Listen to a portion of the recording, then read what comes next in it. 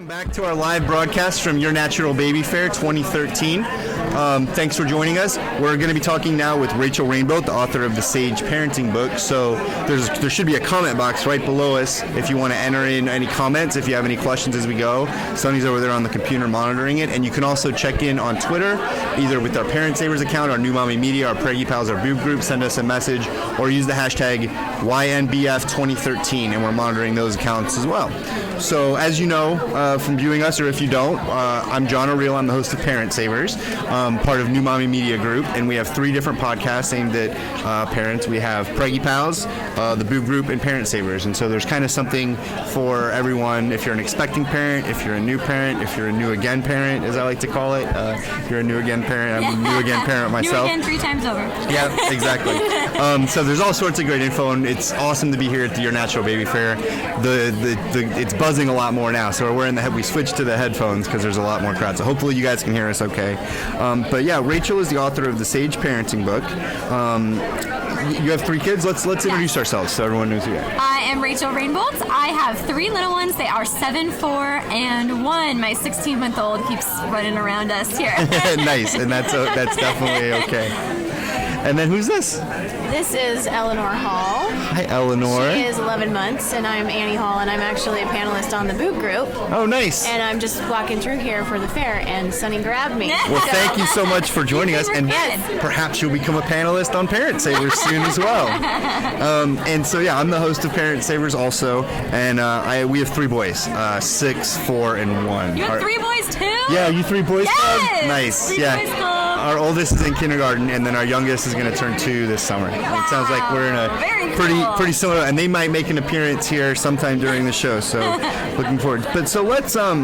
Your topic today is sage parenting through postpartum. So I guess tell me a little bit about that and just what you're talking about here today. Well, what sage parenting means basically is to bring together like where nature meets nurture, so that emotional, loving bond that parents really want to give their kids, and that kind of meets with those learned parenting skills that you have to get, kind of the know-how. And where those come together, that's really where you can be a sage parent. You kind of need both. We just did a discussion 2 ago about attachment parenting, and then that's kind of all about. It's a really broad term, obviously. Yes. And I've definitely fallen to that. Yeah, and I think we have inadvertently and on purpose done a little bit, but it sounds like that's more like follow your instincts, but then sage parenting is combining that with a little bit more. Exactly. You do need to learn a little bit as well. It would be great if we could just hug our kids and kiss them and tell them we love them all the time and still make it through the grocery store with 3 little kids.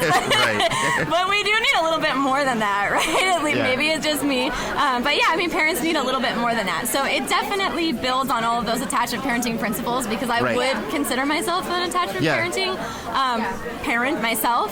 But it's not specific to that. You could adapt these things for any label you want to give yourself or any style of parenting. It just means the foundation of your relationship should be that loving emotional bond. You got to fill your kid's love cup first, and then from there you can move on and do all of these other things that can help you guys to thrive. And so does this start even before the kids are born? Absolutely.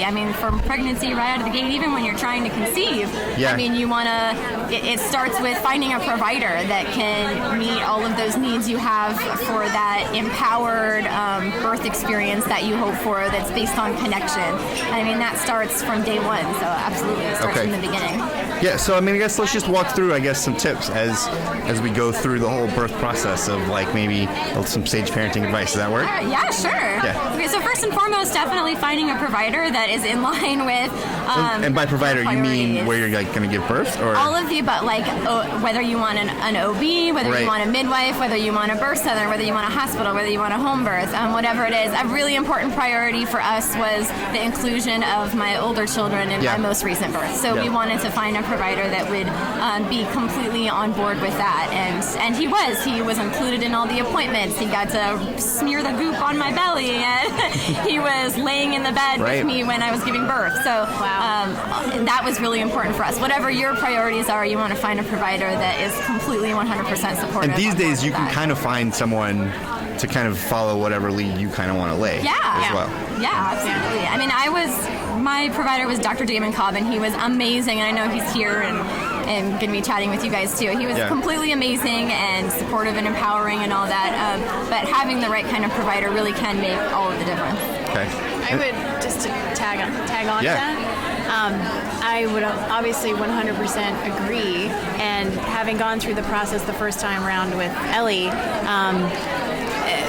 I didn't choose the right way. I chose a doctor because I didn't know what to do, and I chose them, and it was like I was part of a farm. Yeah. And I mean, I felt like I was entering a factory every time I showed up for an appointment. Right. And I wanted to ask questions that I didn't know I had questions until I arrived, and there was no time. It was in and out. Let's go.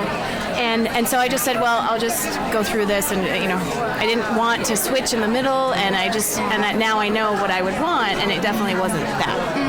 So there's like this sort of medical current that you just kind of can get sucked into, and it just carries you down this line of interventions and procedures. Right. And really, it's your birth and your baby's birth, and all of those people and all of that community, that medical community, they're there to support you. Right. But you're the one who's in control of it all, and we're not really told that. Right. So just starting out the gate from that really empowered position of knowing that this is your birth, this is your baby, and they're there to support you however you want to be supported. And what I realized what is important for me is relationship. And there was no relationship during that process. Right. And for me, just going through any process, even with work, relationship is huge, and it's something that I enjoy and makes me feel empowered and grateful for each day. And so that I was like, whatever. Moving on. I think the way you said it, the current is, and the current can continue way past the birth. Absolutely. That's why it's important, and that's why the book starts with pregnancy, is because that's really where you start your parenting journey. So if you can kind of start on the wrong foot and you get sucked into that current, it can carry you right on through parenthood. You're just kind of accepting of everything all these other experts tell you and doing what you think you should and should not do, and that's really not the place to meet your parenting potential. So do you find, and it's interesting, so we both have multiples, and this is Ellie's your first, so that maybe you just don't know. You don't know what you don't know the first time through. Right. So that, you're more tuned into this as your second or your third as you're going. And I mean, that's, hopefully there's some of our viewers that are, and I see some couples walking around where like the wife's pregnant and they don't have any other kids around, and it's great that they're getting tuned into this, because a lot of folks get turned on too late for the first one. I mean, everyone turns out okay, but absolutely. So, I mean, same for me. If I could do it over, I think we all feel that way. Even when you do all of your homework and really prepare. I mean, once you have the experience of having 2 or 3 or more under your belt, of course, if you could go back in time and do it over, you would be able to do things better or differently. I do have to say, though, that we balanced out that experience with the hypnobirthing class through the San Diego Hypnobirthing Center. Yeah. Good. Which was beautiful. So that's where I got the relationship. It worked, but she took her sweet time. Right. I was ready. I was really ready, but no, it didn't happen. Yeah. So we ended up with getting an epidural, but all of it, the whole process for me, even though we ended up that direction, was beautiful. I remember when we got married, it was in the Catholic Church, and there was a program called Engaged Encounter. We did that too. Right, and it was a great program because it really was focused on. It reminds me a lot of pregnancy, and even what we're talking about a little bit. That there's so much focus that gets put on the wedding day. There's even so much focus that gets put on the actual birthday. But then you're kind of set adrift. Yes. Afterward, and maybe, and that I guess ties into the current. And that's a big part of what I'll be talking about today. Is that with my first, I spent my whole pregnancy preparing for birth. Yeah. I did not at all. I mean, I thought preparing for having a baby just meant like decorating the nursery. Right. I think the theme. Right. Exactly. But that doesn't prepare you at all for parenting a baby, which is completely kind of glossed over. Yeah. So can we talk about that a little bit now, about some tips that we would give people now that we've all been through it a little bit? Absolutely. I mean, for example, the baby moon. Like after you have a baby, you should give yourself this space and time to cocoon with your baby and fall in love and get your parenting footing. All that should happen on this baby moon. And our culture really doesn't support that automatically in terms of things like maternity leave and paternity leave. When I hear baby moon, I think a lot of people view that as before the baby's born, to take like a last hurrah trip without the baby. Even though it turns out you can still kind of do stuff for the first few months, like when you're just kind of carrying around after the initial period until they start grabbing at the silver, I think. I haven't heard that. So when you say baby moon, you're talking about after the baby's born. Like that honeymoon period with the baby, where you can really just kind of insulate yourself from the world and not worry about other people, and really get your parenting footing. You need the time and the space and the support to do that, and that's something that you can spend your pregnancy preparing for and setting up to make that happen. Yeah, and maybe that provides then a good transition from not just focusing on the birth, but let's focus on that time at home. Exactly. So what do you do with people that want to interfere with your baby moon, whether it's usually out of love, like a lot that want to kick them out? Well, I mean, no. Well, I mean, but it's hard, right? So my parents live out of town. Christina's parents live out of town, and they want to be there and they want to support. And it's so like, what do you say for parents that like if they want to come? Do you say, you know what, why don't you get a hotel this this time? This is part of that preparing during pregnancy thing, is that before you are on your baby moon, you talk to the people who are in that circle of support for you and say, I know that you have a relationship with this baby, but during this baby mooning period, it's going to be about our relationship with this baby.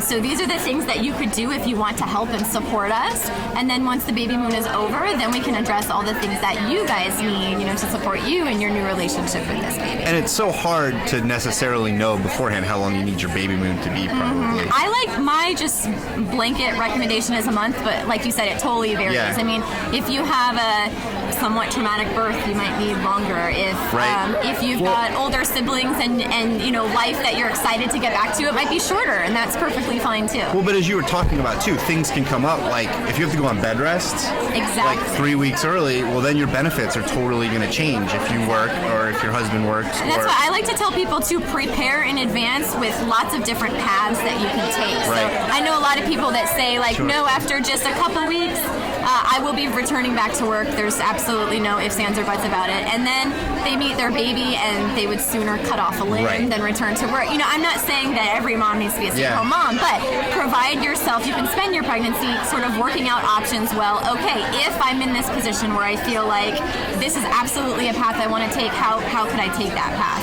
Or vice versa. Say maybe you quit your job, but you find that you really are chomping to get back out there. Lay out a path that you could potentially take. And I think you probably need to give yourself some permission to look back at what you were saying pre-pregnancy and realize, okay, that's what I wanted, but maybe that's not what we really need right now. There's a lot of funny, posts going around about what you would tell yourself before pregnancy. Well, when you have a baby, you are reborn anew. You are a whole new person. So I like to tell people too, I knew everything before I had my first baby. Lots of people do. You know exactly how it's going to be and what you're going to be like and what your baby's going to be like. And then you actually meet that baby and life is completely different. I noticed in your book, one of the sections was on gender disappointment. What's that all about? Well, gender disappointment is this sort of phenomenon where you have your heart set on a specific gender, and you find out that you are not having that gender. And there can be some real serious disappointment that stems from that experience. And I know I came on Preggy Pals once, we did a show about that very thing, because it's something that is really hard for people to talk about. I think they feel like they're ungrateful if they sort of say it out loud, or if there's a lot of stigma around it from their friends and their family. But it can be a very real thing. And as a mom of 3 boys, who always had hoped for a girl, that gender disappointment was very real for me. Yeah, that's what happened with us too. My wife just showed up with our 3 boys, and we both process it differently too. Right. And it doesn't mean that I love my boys any less, or that I would, if somebody offered me a girl tomorrow to trade one of them, I of course would never. Right. But that doesn't mean that there isn't, still a small piece of sadness in my heart for that daughter that I'll never have. Yeah, and I think that my wife balances that too. How do you balance then between sage parenting in your book or your advice between, for the kids, but also there's obviously a little bit about taking care of yourself in your relationship as well. I mean, do you have any advice for like balancing that or for personal care? Like, yeah, first and foremost is to not worry about what you think you should or should not do in terms of self-care. Like I know a lot of people get pressure to take a date night every week or to, whatever the recommendation is. You should do what is right for you and for your partner. And that is going to look completely different from person to person and from family to family. Like I love taking a bath, so every night while the bathtub is filling, my husband watches all the kids and I get to soak in a hot bath, and then the baby comes in and I wash him in the bathtub. So like that's kind of my like daily like self-care. But for everybody that will look completely different. Do you guys have some things that you've kind of developed that have surprised you versus before Allie was born? I don't know. I have to think about that one. For us, we didn't like talk about it, but it kind of worked out the way like our sleep schedules work. Like we realized that if I would get woken up, within like the first hour of going to sleep, like it like physically would like give me a headache, like hurt my head. But I could wake up at like 3 a.m. and make it through the next day. But then Christina was different, that she could do those early ones, but if she got an early start on the day, it would just wreck her. And I love that. And the process of figuring all that out and negotiating that with your partner, you get to know your partner so much better than you ever did before, right? You get to see them like rise to this place in your mind and in your heart that you had never imagined that they could rise to, right? And a lot of that comes from just figuring stuff like that out. I think I had expectations of how my husband would be, and he's different than those expectations, and not in a bad way. Just what typical men might be like. And what he's done is he got mad at me because I wasn't allowed to go in the middle of the night to feed her because we weren't going to be feeding her in the middle of the night anymore, and she sleeps in her own bed. And so he went in, and he would go in and do the whole process, and she's so easy, it's ridiculous. She just nice. She's doing great. Yeah, she cute. She in the middle of the night would wake up, and then I would go in and I'd feed her, and it was this process, and she's plenty fine, and so he would go in and go in and then go back in, and then she was a champ and fell back to sleep. And so that's been our process, and I was like, oh, well, that worked. All right, because we were about to have an argument, but this worked, and we're okay. Right. And she's great. So things like that, I think, where he's stepped in and or to put her down to sleep or whatever. I think more surprising is just sort of our interaction of how do we be parents together with our preconceived ideas or that we didn't even know we had. Yes. Right. And so marrying those two together and learning how, because both of us feel strongly that we need to back each other up. And so, there was a case where he came in and said, we just need to back each other up. And I said, okay, but she's like 8 months old and she needs me. It's a fine line between supporting your co-parent and advocating for what you think is in the best interest of your little ones. Yeah. It's definitely a negotiation. I feel like there were some times with Christina, and especially, kids will try that, where I have to remind her, like, look, we're teammates.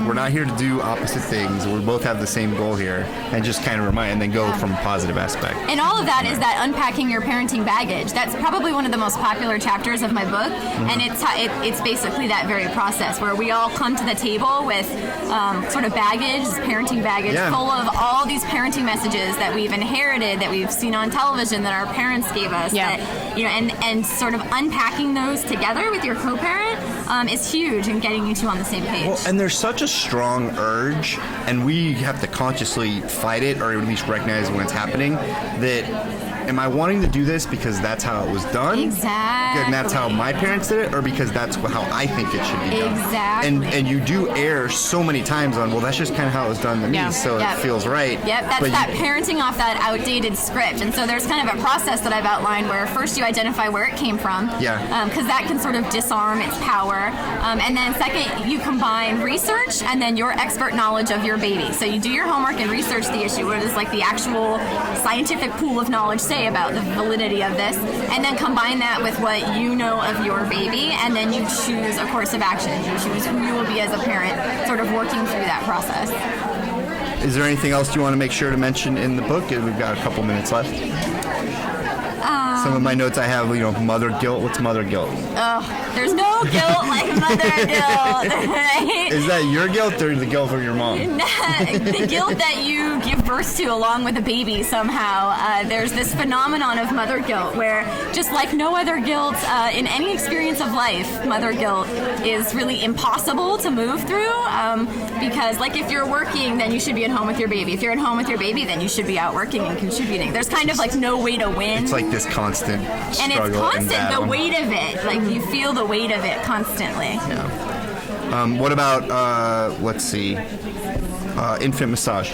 Infant massage is so wonderful. It's this great parenting tool. I like to talk about how you're the expert on your baby. Infant massage is one of the ways that you can really elevate yourself to that status. You really get to know how to read and respond sensitively to your baby's cues, and while relieving things like gas and congestion. So it's just a really great activity and parenting tool for bringing you and your baby together, getting on the same page.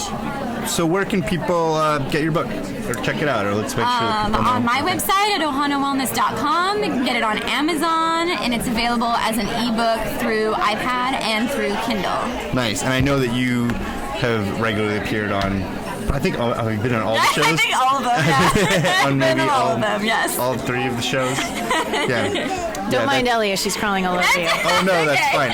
And I saw that my 3 showed up somewhere too and went walking around. So yeah, we're about to wrap things up again at the Your Natural Baby Fair. If you have any comments for our future panels, there's a comment box right at the bottom. If you want to sign up for one of our shows, they're free to listen to. You can download an app for any of them, and you get notified whenever a new episode is live each week. But you can also join a club for each one, for Preggy Pal's Boo Group and she's singing us out. Parent Savers. Yeah. Yeah, say Parent Savers. Say Parent Savers. Say Your Natural Baby Fair. She's even getting shy. So cute. But yeah, there's tons of ways to sign up and interact with us. We're on Twitter, both for the show and otherwise. Join our club, 50% off if you enter the code YNBF2013. We're offering that off membership. So thanks so much for joining us, Rachel. Thank you for having me. Thank you, Annie. Thank you. And thank you, Ellie. Say bye-bye. Bye-bye. Bye-bye. She doesn't know that yet.